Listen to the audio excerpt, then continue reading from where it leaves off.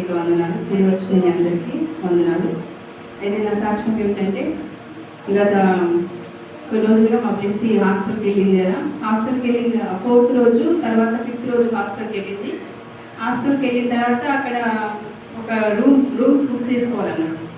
Rooms book చేసుకున్నారు. Already book చేసుకున్న తర్వాత 4 members స్టూడెంట్స్ ఉంటారు. ఇది 5వ వ్యక్తి అన్నట్టు. అక్కడ వెళ్ళి ఉన్నది సాయంత్రం ఫోన్ చేసింది, మమ్మీ అందరూ నలుగురు ఉన్నారు, నువ్వు ఎందుకు వచ్చినావని నన్ను అంటున్నారు అనేసి అన్నది. సరేలే బేటా, మేము అందరం కలిసి ప్రేయర్ చేస్తాం ఇక్కడ, మీ అది వాళ్ళందరికీ వార్డెన్స్ వాళ్ళందరికీ చెప్తాము, నువ్వేం వేగపడకు అనేసి అన్నాను. తర్వాత ఇంకా 2 రోజుల తర్వాత మళ్ళీ వాళ్ళతో మాట్లాడితే దేవుడు ఏం చేస్తాడంటే చెడ్డ స్నేహితుడిని దూరపరిచి మంచి స్నేహితుడి దగ్గరికి దేవుడు తీసుకెళ్తాడు. అట్లనే దేవుని చిత్రం ఏమైందో అనేసి మేము ప్రార్థన చేసినాం. ప్రార్థన చేసి ఇంకొక రూమ్ను దేవుడు అలాట్ చేసిండు.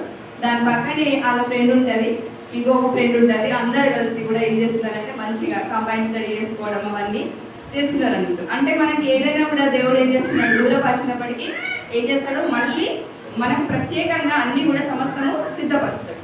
దేవుడు అట్లా మంచి కార్యాన్ని దేవుడు మా బిడ్డ దేవుడు చేసిండు. నేను ఎంతగానో దేవునికి సన్నిధిలో దేవా ఇంత ప్రార్థన చేసి కూడా మేము పంపించినాం, అయినప్పటికీ శోధన ఎందుకు వచ్చిందంటే ఇంకా నేను ఎదగడానికి కావచ్చు, నా పాప గురించి ఇంకా ప్రార్థన చేయడానికి కావచ్చు అని నేను అనుకున్నాను. ఆ తర్వాత ఏమైందంటే మొన్న 2 రోజుల క్రితము 4:30కి రోజు మనం ప్రార్థన చేస్తాం కదా, మనం అందరం లేచి కదా, అవునా లేదా కదా, మనం అందరం లేచి 4:30కి ప్రార్థన చేస్తాం కదా. అయితే నేను లేచి నేను ఇప్పుడు రోజు అందరికీ డిస్టర్బెన్స్ అవుతుందని నేను ఏం చేస్తున్నట్టే వంట రూమ్లో కూర్చునేదాన్ని. ఇప్పుడు ఏమైంది, డైనింగ్ హాల్లోకి మారిపోయినా. నేను డైనింగ్ హాల్లో వెళ్ళి కూర్చునేసరికి నాకు గ్యాస్ వాసన వస్తుంది. ఏంది గ్యాస్ వాసన వస్తుంది అని చూసేసి వచ్చేసరికి ఏమైందంటే గ్యాస్ అనేది లీక్ అయ్యి ఆన్లో ఉంది. అమ్మ దేవుడా, నేను ఒకవేళ 4:30కి అనేది లేవకుంటే ఏమవుతుండే, నేను ఒకవేళ 7కి లేచినట్లయితే డైరెక్ట్గా నేను ఎక్కడికి వెళ్తుంటే వంట రూమ్లోకి వెళ్ళి వెలిగించి బియ్యం పెట్టడానికి, లేదా స్కూల్ టైం అవుతుందని నాకు ఏదైనా అయ్యేది.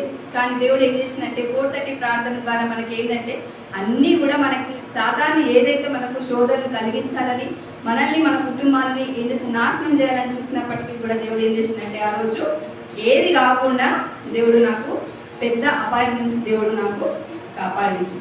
దేవునికి ప్రత్యేకమైన వందనాలు. ఇంకా నా కుటుంబం గురించి, నా గురించి, మాకు అందరి గురించి ప్రార్థన చేయండి. Thank you.